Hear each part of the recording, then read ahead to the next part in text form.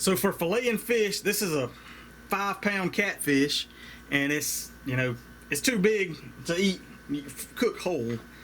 Which you can fillet any fish regardless of their size. But the best way to cook these and prepare these is going to be fillet it and then cut the fillet down. In my opinion, I know some people will cut steaks out of it, kind of like salmon steaks. But anyway, I'm going to show you how I fillet catfish. And some people will use skinners right off the bat and skin them first, but I find it easier to do it this way. So I'll show you. These fish have been on ice all night, but you can kind of feel, if you take your thumb, you can kind of feel where the skull starts, and then where you can see obviously you got a backbone that runs down the spine, and there's a little pocket right up here. And so I'll just take the knife and try to catch it. I want to get as much as I can and just stick that in there as far. You'll hit bone in there, and it don't go very far. And now keep in mind you've got kind of the ribs and gut section that goes in here. Right here's the vent. So you've got the ribs and gut section. So you're not gonna cut the whole length of the fish right through here. You're only gonna get about half a fillet down through here until you get to here, until you pass the vent. And that's where you'll get the full fillet finished out. So like I said, I'll start here, and I'll just go in until my knife stops, and you got a little, you can feel all this stuff, but there's a little out piece there, a little bone around this fin. So you kind of feel around that, trying to keep it as close as possible. And you're also wanting to try to run your knife alongside that spine as close as possible, so you're not losing meat. And so that's something you can kind of gauge looking at it from the back and tell.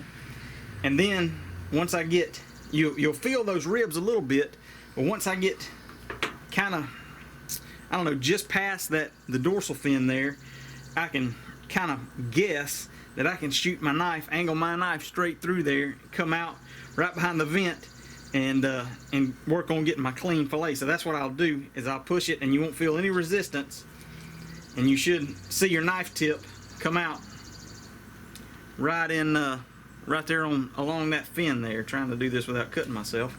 And then you just want to keep downward pressure so that you feel that spine, and so you're running right along the edge of that spine, and it comes right out. And of course, you want a good fillet knife that's got some flex to it. That always helps. So then I've got my fillet right there, and then I'll come back up to the top. Again, you kind of feel the bone here, and so I'm just going to kind of make a cut down and in, and then I'll take and try to peel it off, and you're just cutting the ribs, and you're kind of peeling it off of the ribs. And I mean, the key to a good fillet is obviously you don't have any bones in there, so you want to use the ribs as a guide. You don't want to try to force it through the ribs. Just use those to kind of let you know where you're at. And then you can see I'm starting to see the outside of the skin there. So I'm getting to that edge where the ribs kind of meet the meat. So at that point, I'm gonna make sure I'm all the way down, and see, you can see I got a hole right there. So then I'll just cut through the skin and cut off, and then I've got a nice clean fillet. I've got very little meat left on here. I'll flip him over and do the other side. And now the more you do this, the better you'll get, obviously. So again, I'm gonna start, and you can kind of use your other side as a guide. Let me see if I can get you over here. You can see what's going on. Use your other side as a guide, and you're just kind of keeping that knife pressed down where you're feeling a little bit of resistance, and you can kind of poke through and hear that air. So I just got a little bit too deep. All right, so now I'm back to where I can kind of shoot through to the backside right behind the ribs, and I know that's where I need to go. And then I kind of angle, I'll angle my knife down just slightly so that I know that I'm staying right up against that spine as tight as I can.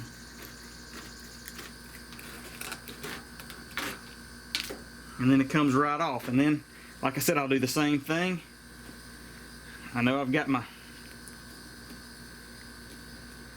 bone there, and you can hear those ribs. And then I'll just slice it on back until I get, there's a skin in there. Cut a hole for me right there, so that's as much as I'm gonna get. And there you go. I got 2 nice fillets. And I mean, the more you do it, the better you'll get. And there's obviously some meat left on there, but there's very minimal meat. Once you kind of get the hang of it, there's not a whole lot of meat there. So, you know, some people, older people, I found they kind of like to eat. They like that. You know, the meat will have a different flavor, and so, you know, heck, you can still cut that and fry that just the same, and still get all the goodie that you want to out of it. All right, now another thing is you've got this belly meat down here. So what I think sometimes if you buy catfish nuggets in the store, it comes from this belly meat, and there's actually, especially the bigger catfish, there's a bigger chunk. And so what you'll do is kind of the same thing. I know, you know, the skull and the bone kind of goes up here and it meets with the ribs and then kind of comes back down. So I just kind of stick it in. I try not to go too deep, just to try to make sure that I'm not getting into the guts. You know, with anything else, handling is, you know, with any other kind of wild meat, handling is the key, and proper handling and preventing anything that could give a bad taste or flavor to the meat is going to give you a better experience and give your eater a better experience. And so you can see there I got half of it off, and I'll come flip it over to the other side, and I'll do the same. Cut it up and then come up to where I know the ribs start.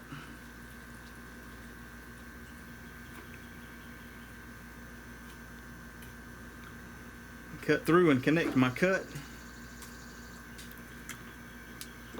And then there you have it. And you can see, I mean, that's a good chunk of meat. That's a thick piece of meat, and that's you know, that's almost as much as on the fillet. And yeah, there's going to be a little bit of meat left. You got to kind of finagle around. Look at that, clams. Sucker's been eating clams. I don't know about y'all. I get ridiculed sometimes whenever I'm around folks, but man, I like kind of seeing what's in the digestive tract, and if it's not too gross, you know, knowing what's going on, what animals are eating, and that's pretty interesting to me. That sucker's down there eating clams whole. Anyway, back to the matter at hand. But you can also kind of cut these bottom fins off, and they've got a little bone attached to them.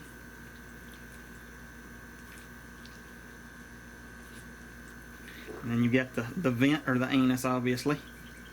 Alright, and so that can go in the trash pile, but you got right along the base of the ribs, there's a little kind of continuation of that belly meat. So you can kind of feel when you hit the ribs. There you go. I mean, I'll tell you what I like to do, and I'll show you as I'm cutting these larger fillets up. But I like to, especially if you start catching some larger fish like this, you're not going to give anybody, I typically don't cook that whole fillet piece.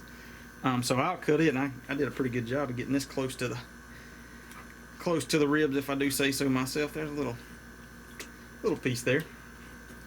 And then we'll move this off to the side. And look at there, and there's that clam. I've never tried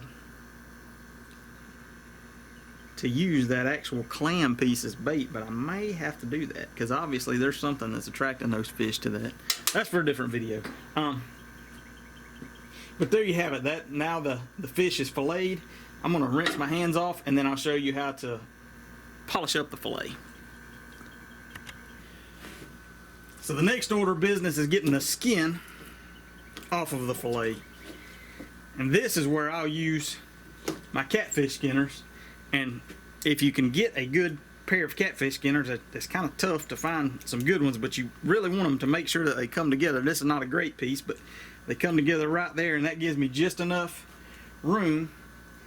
And I'll try to grip the fillet on one side or the other. It really doesn't matter. And then I'll just take my knife, and you start going down initially and then immediately turn it 90 degrees.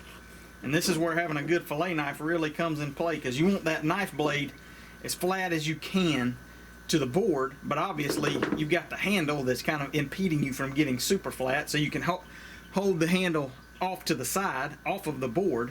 Or with a good fillet knife, you can just kind of keep enough pressure to keep that knife in the right position and just work it down. You're pulling, keeping tension on the fillet, on the piece with your catfish pliers, and then there you have a nice pretty fillet. Set that aside, and I'll do the same thing with this other one, and I'll do it from the other side, because you can, like I said, it's no big deal. You can do it from either side. Let's get you a bite there. And grab it with my good portion of my pliers, and then just work that knife back and forth, all the while keeping tension on the fillet. And I kind of got a little bit cattywampus there, and so I left a little bit of meat there, but you can see, like I said, with some practice, you're not leaving anything on that.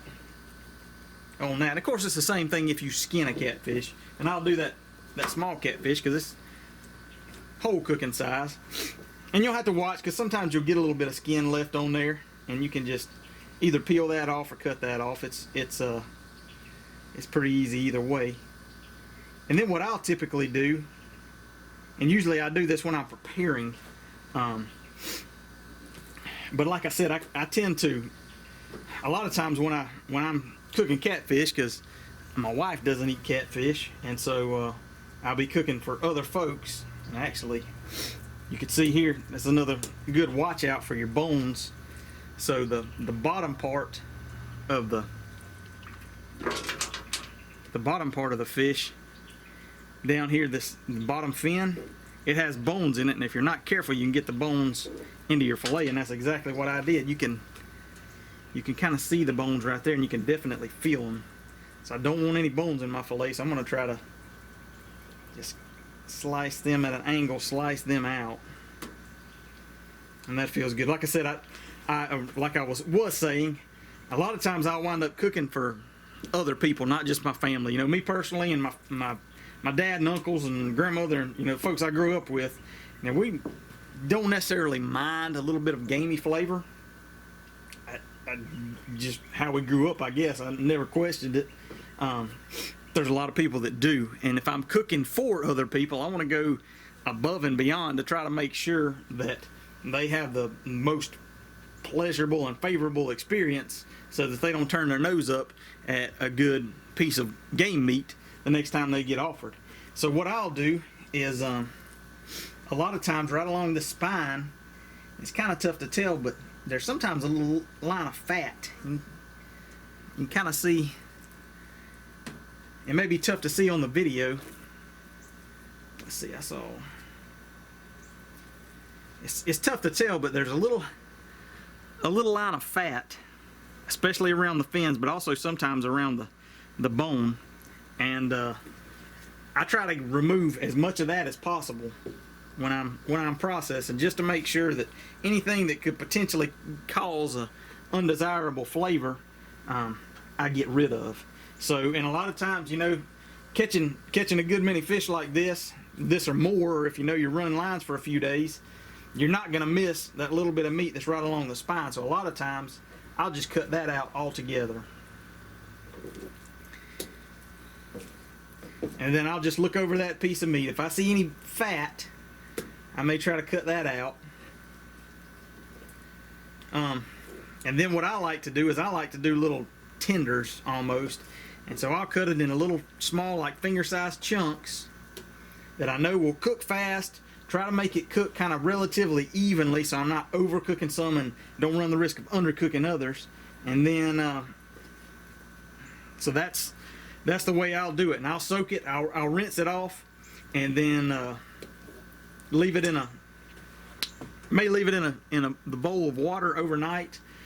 If I freeze it, I'll freeze it in a gallon Ziploc bag full of water. And then before I cook it, usually I'll freeze the fillets whole like this, and then when I'm prepping them, I'll cut them into small chunks and kind of do all my prep work then. But I'll let it soak overnight in buttermilk before I cook it, and then cook it in seasoned fish fry. And I usually have very good reception when I'm doing that.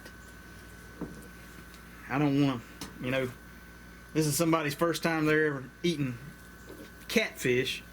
I don't want to turn them off. And like this red meat, I'll have a tough time pinpointing what causes, and maybe y'all can weigh in on this. I think the fat definitely can cause a off flavor, but so I'll try to remove as much as possible, do everything I can, like I say, to make sure that if this is somebody's first time eating catfish or some other kind of wild game that I'm preparing, they have a really good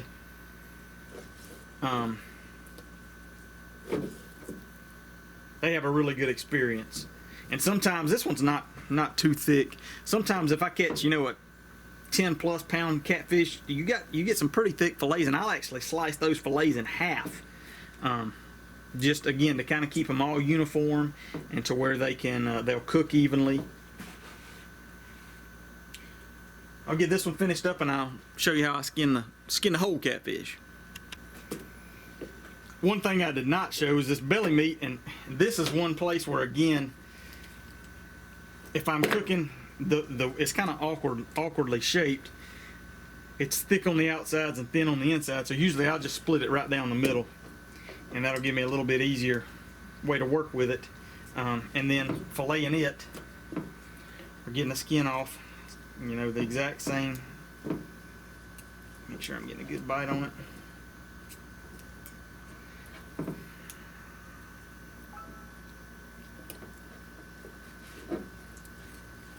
Exact same procedure, that exact same process, but you'll notice it looks like it's got skin on both sides. This kind of light, iridescent looking skin is actually the skin that's on the inside. I don't know that it's skin, but just to be on the safe side, and there's a good look at some fat right there. You can see that's just a different color, different consistency. I want to get that off of there. But anyway, I'll always try to take this off too.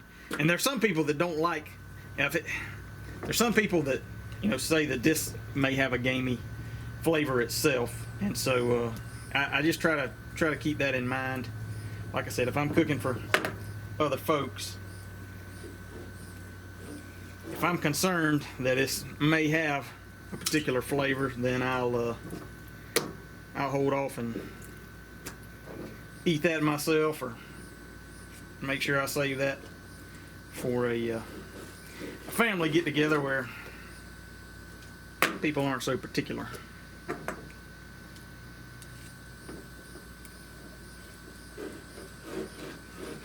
And that inside skin comes off pretty easily. I mean, you can see it's a nice piece of meat right there as well. You slice that in half and you got a couple of nice good catfish strips there.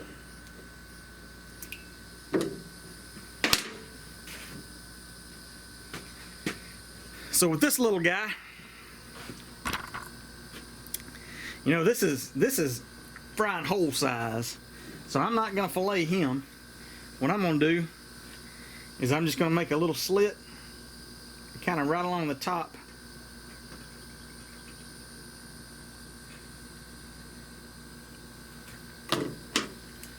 And then another time when you need good skinners, you're going to try to pinch that little slit where you just cut, and then you're just going to peel it right off. And ideally, it all comes off in one piece. I haven't exactly mastered that. It usually takes me, but I mean it comes off pretty nice and clean. And now I've seen people that are able to grab the spines and break them off and skin it, and the skin just comes off. It comes off perfect, but I've never gotten the hang of that either. So I wind up breaking them off. The skin didn't come off, and then I don't have anything solid to hold them with. That's one reason I like the spines, is because I can grip the fish really good, and then use that to aid in my skinning process.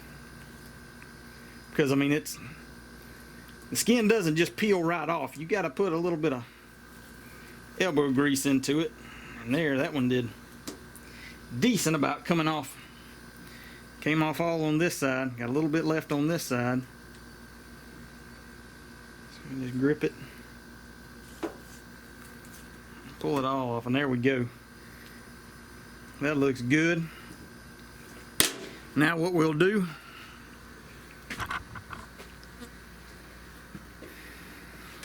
you can feel it. There's some bones right in here that go back right to that dorsal fin, and so I usually try to cut them off right behind those bones, so that I don't have any extra bones. It's just the spine and the ribs. Then I'll take another knife, because cutting bone is obviously never good for your knife, and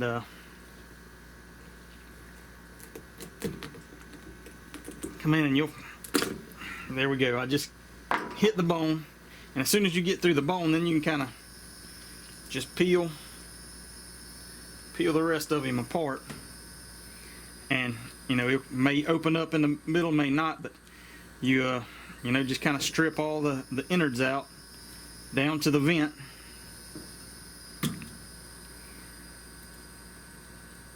And then that's your nice bite-sized fish ready to cook. Clean him up, batter him, and drop him right in the grease. It's going to take a little bit longer, obviously, because it's a little bit bigger fish, a little bit thicker, but a lot of folks like, and that's kind of small,